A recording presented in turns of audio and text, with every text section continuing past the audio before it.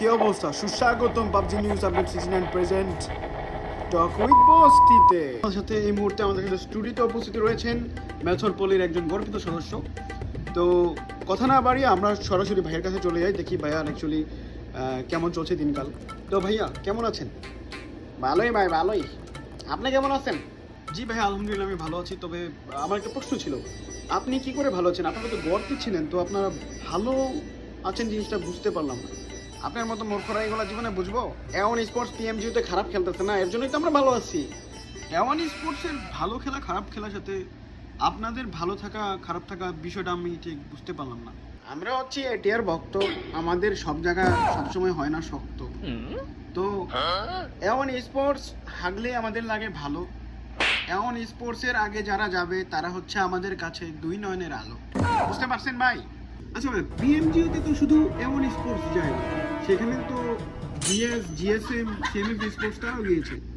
তো সেখানে আপনারা কাদেরকে সাপোর্ট করছিলেন সবচেয়ে বেশি? ভাই আপনি আবার কান্দা লাইতেছেন ভাই, কষ্ট করে।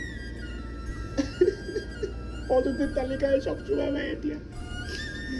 ওই টিএমজিওতে তো ভাই আমরা কাউরেই সাপোর্ট করি না ভাই। এগুলা খালি গেছি ভাই, যে হাঁকছে অনেক গেলেছি ভাই।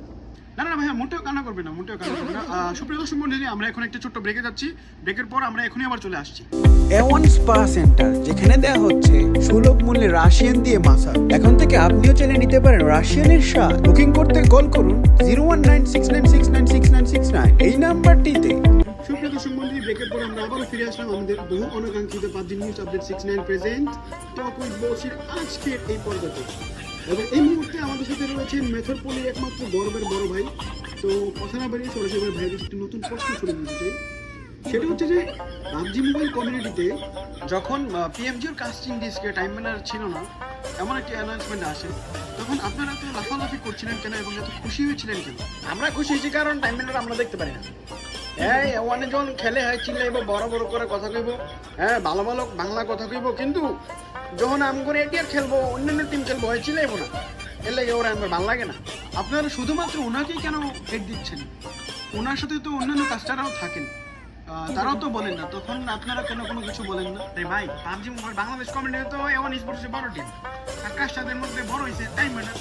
আমি কাম হয়েছে বড় গুলারে মারা, বুঝছেন না? এই লেগে মনে করেন যে টাইম মিনার আমরা দেখতে পারি না, ঠিক আছে? ভালো হইলে খারাপ হইলে কোনো কিছুই দেখতে পারি না, পরে কাম হয়েছে আমাদের হেড দেওয়া।